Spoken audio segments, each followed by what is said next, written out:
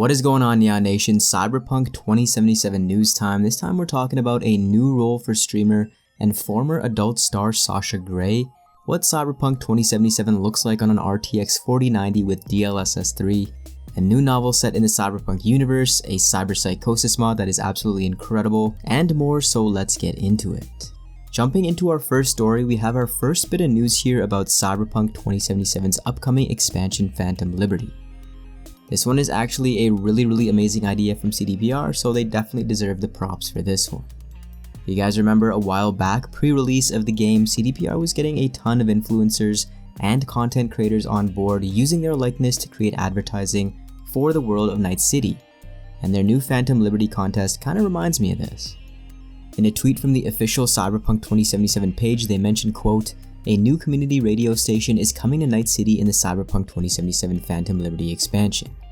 Help Ash set up 89.7 Growl FM by creating a music track inspired by the video below. Submit your piece by November 30th. For deets and rules, check out cyberpunk.net/growlfm. What's up, Pacifica? Got to thinking. Hey, so what if I gave my Dogtown dwellers something juicy to really sink their teeth into? Cause I just jacked my own dish and set up shop right here on the toughest turf in all Night City. That's right, folks. Your girl Ash is primed to dispense some fresh new beats and Dogtown deets every single day, especially for you. So crank that volume to the max and kick back, my tunes, as we got a whole lot cooking for you on the brand new 89.7 Growl FM. So you might have noticed that the Mox radio announcer for Growl FM sounds familiar if you've played some of the Saints Row games or have been active on Twitch. Ash is going to be voiced by Sasha Grey, who has voiced a character in Saints Row. Here's a little snippet. There's a city in China that pays people to do this. I think they just wanted autographs. The world's most dangerous sport. Man, there's something very comforting about that sound.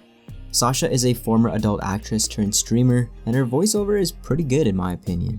I think she's done a really good job on this trailer, and obviously the radio station is for the Mox, and I think her voice lends itself nicely to this part of the universe. Let me know what you guys think about this one, and if you are submitting music for it, I'd love to hear it, so tweet it out to me at the Neon Arcade NA. Now if you love mods and you love edge runners, you're not going to want to miss this next one. Created by DJ Kovric called Wannabe Edge Runner, this allows you to experience Cyberpsychosis thanks to a new stat known as Humanity, which is also a stat in the pen and paper game, which 2077 is based on.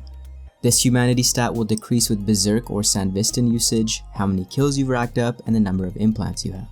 If you start to combine these, then you're going to deteriorate pretty quickly. You can see your Humanity stats start to drop next to your health bar, and sleeping can help you fight the effects. This mod is so authentic to the game that you can even take immunosuppressants to block the effects, and has varying levels of psychosis that will give you some serious buffs. Definitely try this one out if you're looking to add some flavor to your playthroughs. Next up, man oh man, Night City looks absolutely incredible, and some of the content now being released surrounding DLSS 3 and Nvidia's new GPU lineup. Taking a look at a video from content creator Paris, we see Night City running at a buttery 120 frames per second, utilizing DLSS 3 and an RTX 4090, and it really just looks like this is the way 2077 was intended to be played. I'll link the full video in the description, so go check it out. Curious as to how many of you are looking to upgrade just in time for Phantom Liberty, or are you happy with your personal setup?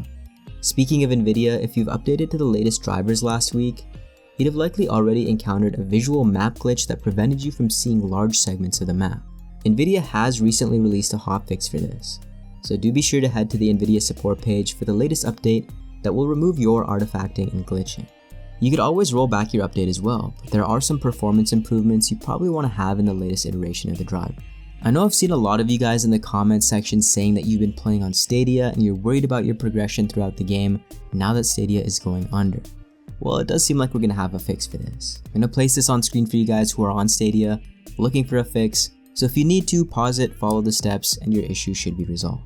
After Edge Runners and the announcement of Orion, I'm sure a lot of us are craving just more Cyberpunk content in general, and although we'll have to be waiting a little bit longer, a new novel set in the Cyberpunk universe is going to be released in 2023.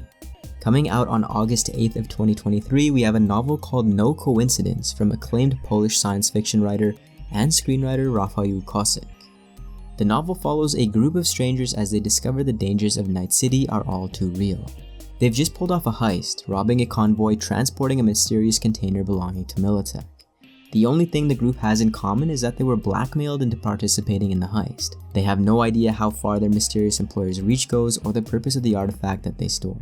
The gang consists of a veteran turned renegade, a sleeper agent from Militech, a computer nerd, a therapist, a ripperdoc, and a techie, who must learn how to overcome their differences and work together to unravel all the secrets. Now, Kosick was a screenwriter on Cyberpunk Edgerunners and is known for his sci-fi adventure series Felix Netynika, which was a bestseller. With 384 pages, this is a sizable entry into the Cyberpunk universe, and I'm keen to learn more about it. Getting back to Cyberpunk 2077, it's been in the top 10 on Steam for 5 consecutive weeks now. It's really just nice to see a ton of new chooms enjoying Night City, and I'm thrilled. I'm happy for CDPR, I'm happy for Cyberpunk 2077, and it can really only go up from here.